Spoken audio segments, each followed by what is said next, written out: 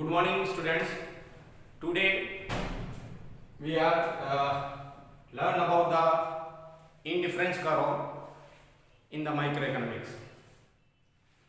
Microeconomics, last 2 and 3 videos we have learned the demand analysis. In the demand analysis, what is the definition of the demand?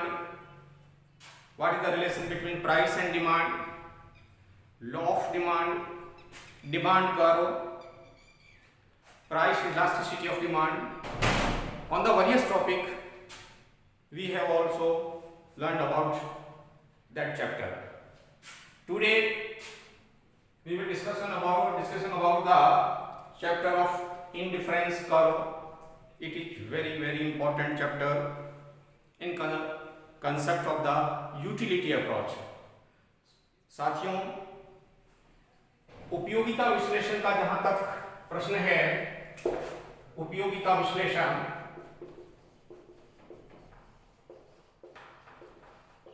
Utility analysis, इनमें दो बातें, गणनावाचक उपयोगिता विश्लेषण और दूसरा है क्रमवाचक,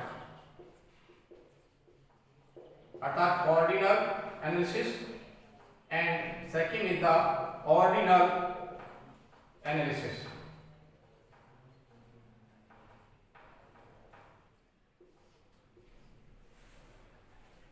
व्यक्ति किसी भी वस्तु की उत्पादन प्रक्रिया के तहत जब उसकी उपयोगिता में वृद्धि करता है, व्यक्ति किसी भी वस्तु का जब प्रयोग करता है तो प्रयोग करने से उसे संतुष्टि मिलती है. और संतुष्टि के संबंध में दो प्रकार की धारणाएं उपभोक्ता के संतोष को लेकर कही गई. एक धारणा है वह गणनावाचक धारणा, जिसके अंतर्गत हम मार्शल का इक्विमार्जिनल यूटिलिटी थ्योरी का अध्ययन करते हैं, सम सीमांत उपयोगिता नियम का. और उसके अंतर्गत ये बताया जाता है कि व्यक्ति जो वस्तु की इकाइयों का उपभोग करता है, उन इकाइयों को व्यक्ति द्वारा कितनी संतुष्टि अर्जित की जाती है या व्यक्ति को कितनी संतुष्टि मिलती है. मार्शल ने उसे संख्यात्मक रूप से मापने का प्रयास किया कि एक इकाई से 30 के बराबर, दूसरी इकाई से 40 के बराबर उपयोगिता मिलती है. अर्थात वह उपयोगिता का विश्लेषण था गणनावाचक. लेकिन कालांतर में अर्थशास्त्र के अंतर्गत इस बात से कई अर्थशास्त्री संतुष्ट नहीं हुए और उन्होंने इस बात का विरोध भी किया कि नहीं, उपयोगिता को हम माप नहीं सकते कि x वस्तु की एक इकाई से 40, दूसरी इकाई से 45, 35, 75 कुछ भी मापा जाए. हाँ, उनका ये कहना है कि हम ये कह सकते हैं कि पहली इकाई से दूसरी इकाई का उपभोग करने पर उपभोक्ता को अधिक संतोष मिलता है, या पहली से दूसरी इकाई अधिक संतोष देती है, या उतना ही संतोष देती है, या उससे कम संतोष देती है. तो हम क्रम से तो जमा सकते हैं कि कम, ज्यादा या उतना ही संतोष मिलता है, लेकिन वस्तु की उपभोग से मिलने वाली उपयोगिता का मापना संभव नहीं है. इसलिए एक नई धारणा अर्थशास्त्र में उपयोगिता विश्लेषण के अंतर्गत आई और वह धारणा थी क्रमवाचक विश्लेषण. क्रमवाचक विश्लेषण के अंतर्गत सबसे पहले 1881 में एजवर्थ ने एक थ्योरी दी और उदासीनता वक्र विश्लेषण का प्रयोग किया 1881 में. तत्पश्चात इसी थ्योरी को उपयोग में लाते हुए इटली के अर्थशास्त्री थे पेरेटो, उन्होंने इसमें कुछ संशोधन किया और इस सिद्धांत को नए रूप में उदासीनता विश्लेषण का प्रयोग किया. तत्पश्चात 1934 में सबसे पहले 1881 एजवर्थ आंग्ल अर्थशास्त्री थे, इन्होंने उदासीनता वक्र या तटस्थता वक्र का प्रयोग किया. तत्पश्चात इसी व्याख्या में संशोधन करते हुए पेरेटो जो इटली के अर्थशास्त्री थे, उन्होंने उदासीनता वक्र का कुछ संशोधनों के साथ अपनी थ्योरी में प्रयोग किया। तत्पश्चात 1934 में जे.आर. हिग्स और जी.डी. एलन दो ऐसे अर्थशास्त्री हुए जिनके द्वारा उदासीनता वक्र विश्लेषण या तटस्थता वक्र विश्लेषण का प्रयोग करने से यह सिद्धांत और ज्यादा पॉपुलर हो गया, लोकप्रिय हुआ और इस उदासीनता वक्र विश्लेषण के अंतर्गत जो बात उपभोक्ता के संतोष के संबंध में रखी वह यह थी कि it is a ordinal approach, it is a ordinal approach because there is we can't measure of units from individual इकाई, so ordinal measure is not successful. Only ordinal measure we can assume in the utility approach कि हम केवल क्रमवाचक विश्लेषण कर सकते हैं और उस क्रमवाचक विश्लेषण के आधार पर ही कह सकते हैं कि एक इकाई के प्रयोग से जो संतोष मिलता है वह दूसरी से अधिक है या कम है। यह कह पाना संभव नहीं है कितना अधिक कितना कम, और केवल क्रम दिया जा सकता है अधिक है या कम है या उतना ही है। तो इस प्रकार उपयोगिता विश्लेषण की क्रमवाचक धारणा के अंतर्गत इंडिफरेंस कर्व का प्रयोग किया गया और इंडिफरेंस कर्व एनालिसिस के अंतर्गत सबसे पहले मैं आपसे बताना चाहता हूं कि इंडिफरेंस कर्व कहते किसे हैं। इंडिफरेंस कर्व या उदासीनता वक्र अथवा तटस्थ वक्र एक ऐसा वक्र है जिस पर दो वस्तुओं के वो संयोग दर्शाए जाते हैं जिन पर उपभोक्ता को मिलने वाला संतोष समान होता है। यानी एक ही इंडिफरेंस कर्व पर, जैसे मैं इंडिफरेंस कर्व बता रहा हूं, यहां पर x वस्तु और यहां पर मैं y वस्तु लेता हूं, दो वस्तुओं के विभिन्न संयोग हैं। This is the indifference curve, तटस्थ वक्र। इनके संयोग a b c d e f कुछ भी हो सकते हैं। तो ये सभी जो बिंदु है वह एक ही वक्र पर स्थित है और इन सभी बिंदुओं पर मिलने वाला संतोष समान है। यदि उपभोक्ता जैसे y का उपभोग मान लेते हैं y 4 इकाई करता है और x का x1 कर रहा है और वह संतोष के एक बिंदु पर पहुंचा है। यदि उपभोक्ता को A से B पर जाना है, क्योंकि A पर मिलने वाला संतोष और B पर मिलने वाला संतोष बराबर होते हैं और B पर मिलने वाला संतोष और C पर जो ट्रांजिटिविटी थ्योरी है वो हम बाद में इसकी मान्यताओं के अंतर्गत देखेंगे, B पर मिलने वाला संतोष C के बराबर है। तो we can say all point situated on the A indifference curve give the equal satisfaction. There is no difference of the A, B, C, D, E, F, चाहे वह वक्र पर ऊपर स्थित है लेकिन उसी वक्र पर है तो मिलने वाला संतोष समान होगा। दूसरी बात इसमें यह भी हम जानना चाहते हैं कि यदि A से B पर आता है तो उसे y की मात्रा कम करने पर x की मात्रा बढ़ानी होगी। अर्थात यदि उपभोक्ता चाहता है कि मेरा संतोष वही बना रहे, यानी वह उसी उदासीनता वक्र पर रहना चाहता है, तो उसे एक वस्तु की मात्रा बढ़ाने पर दूसरी वस्तु की मात्रा का त्याग करना होगा, तभी वह उसी वक्र पर रह सकता है, अन्यथा उस वक्र पर रह नहीं सकता। फिर यदि मैं इसी एग्जांपल को लेकर चलता हूं, यदि वो y से c पर आता है तो पुनः उसे x की एक अधिक इकाई का त्याग करने के लिए y की कुछ मात्राओं का त्याग करना पड़ेगा। पुनः मैंने वक्र से स्पष्ट किया, मैं एक बार तटस्थ वक्र, उदासीनता वक्र की परिभाषा एक बार फिर आपके सामने रखना चाहता हूं कि वह वक्र जिसके जो दो वस्तुओं के ऐसे संयोग दर्शाता है, यानी यह वक्र दो वस्तु y वस्तु और x वस्तु कि ऐसे संयोग दर्शाता है जिन पर उपभोक्ताओं को समान संतोष मिलता है। एक ही वक्र पर स्थित सभी बिंदुओं पर मिलने वाला संतोष समान होगा, यह आप ध्यान रखें। इसके पश्चात इसकी व्याख्या में हम स्केल ऑफ प्रेफरेंस, अधिमान माप जो है उसका देखना चाहते हैं कि अधिमान माप क्या है।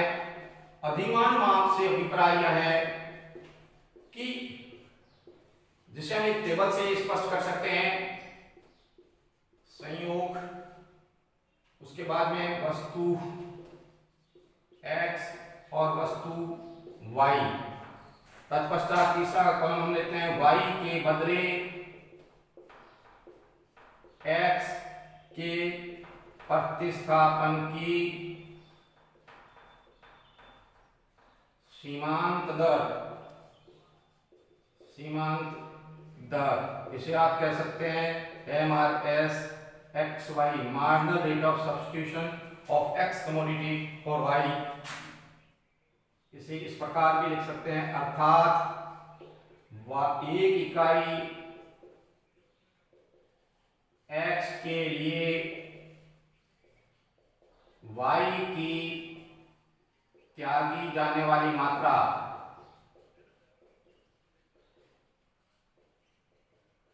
अब आप इस टेबल के अंतर्गत देखिए, यहां पर मैं संयोग ले रहा हूं A B C D E और F संयोग। अब यदि X की मात्रा जो है वह इस प्रकार से चल रही है कि 1 2 3 4 5 और 6, यानी X की एक एक मात्रा, और इधर मैं ले रहा हूं 60 60 54 49 then 45 then 42 and 40। अब आप देखिए, पहला ए बिंदु का संयोग है जिस पर इस टेबल को समझने का प्रयास करें। इस टेबल में हमने क्या बताया, अधिमान माप बताया कि किस प्रकार उपभोक्ता दो वस्तुओं की प्रेफरेंस तय करता है कि यदि एक ए बिंदु पर रहूं तो मैं x की कितनी इकाई और y की कितनी इकाई का उपभोग करूं। यदि वो सोचता है कि मैं बी बिंदु पर जाऊं तो अपने प्रेफरेंस में चेंज करेगा, अपने अधिमान में चेंज करेगा, और जैसे ही बी बिंदु पर जाता है तो आप देखिए इस टेबल के अनुसार x की एक अतिरिक्त इकाई बढ़ाता है तो y की 54 यूनिट्स, इसका मतलब y की 6 यूनिट्स को वो त्यागना चाहेगा। अर्थात आप यहां लिख सकते हैं कि 6:1, अर्थात एक इकाई x के लिए, एक इकाई x के लिए 6 इकाई y का त्याग। फिर यदि वह b के बजाय c अधिमान को पसंद करता है तो c अधिमान में आप देख लीजिए, जैसा कि मैंने इंडिफरेंस कॉलम में भी बताया था कि जैसे ही एक इकाई बढ़ाता है x की तो y की 49 इकाई का यूज करेगा, अर्थात y की अब वह 5 इकाइयों का त्याग कर रहा है। तो आप यहाँ पर लिख सकते हैं 5:1, एक इकाई x के लिए y की 5 इकाई का त्याग। देन आफ्टर डी बिंदु पर आता है 4 इकाई, अर्थात 4:1। फिर यदि वह इससे आगे डी से ई बिंदु पर आता है तो 5 इकाई x की प्रयोग करता है, y की अब वह 42 इकाई का प्रयोग कर रहा है, अर्थात यहां पर उसका होगा 3:1 और लास्ट में होगा 2:1।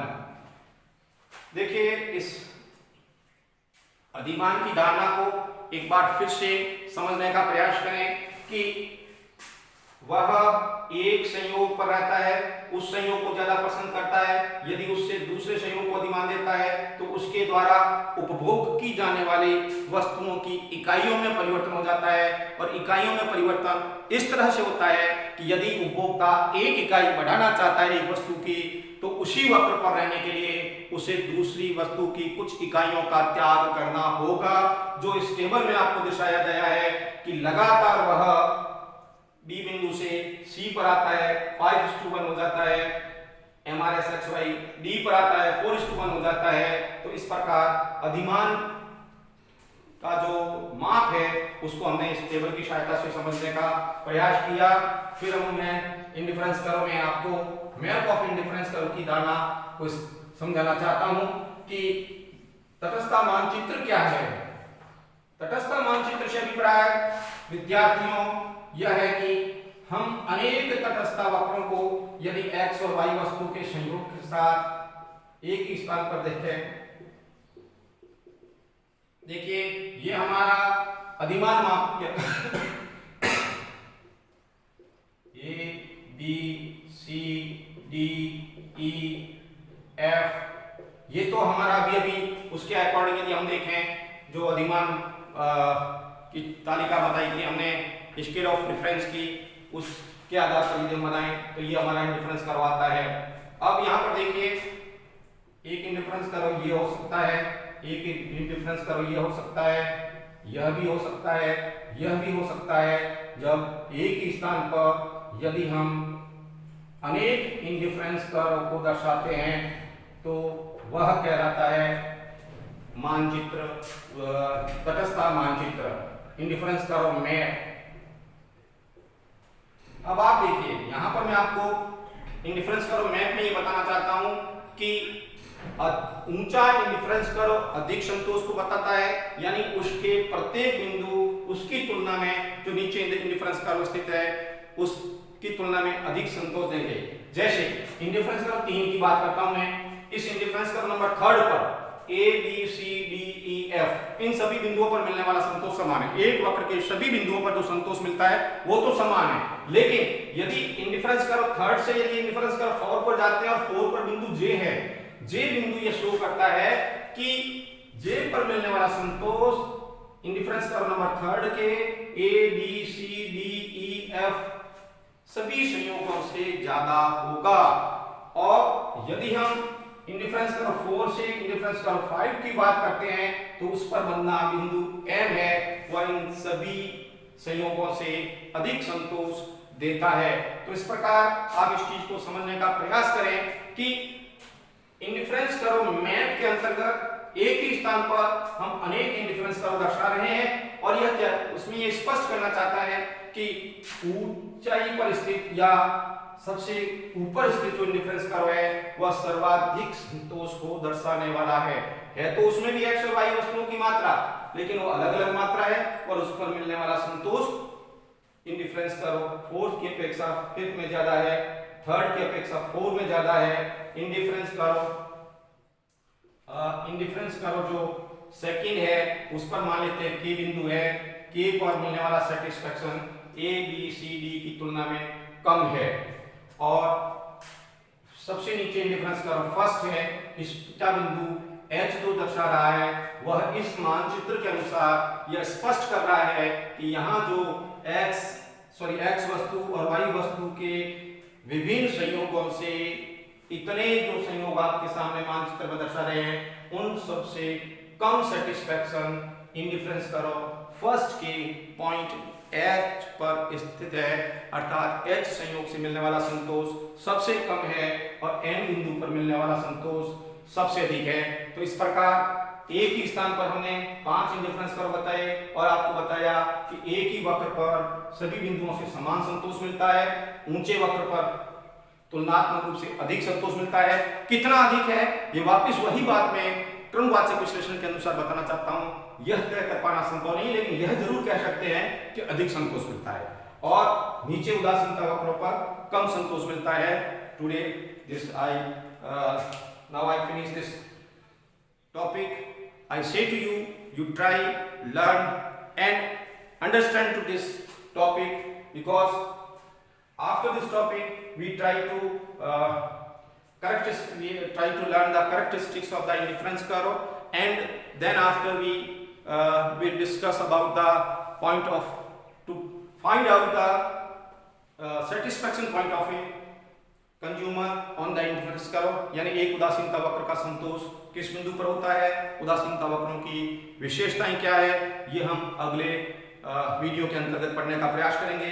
विद्यार्थियों इसको समझें, पढ़ने का प्रयास करें। बहुत इंपॉर्टेंट चैप्टर है माइक्रो इकोनॉमिक्स की, जो उपभोक्ता विश्लेषण संबंधी जो हमारा चैप्टर है उसके अंतर्गत। धन्यवाद। फिर मिलेंगे। इससे संबंधित अगर किसी तरह की समस्या हो तो आप संपर्क करके पूछने का प्रयास करें। धन्यवाद।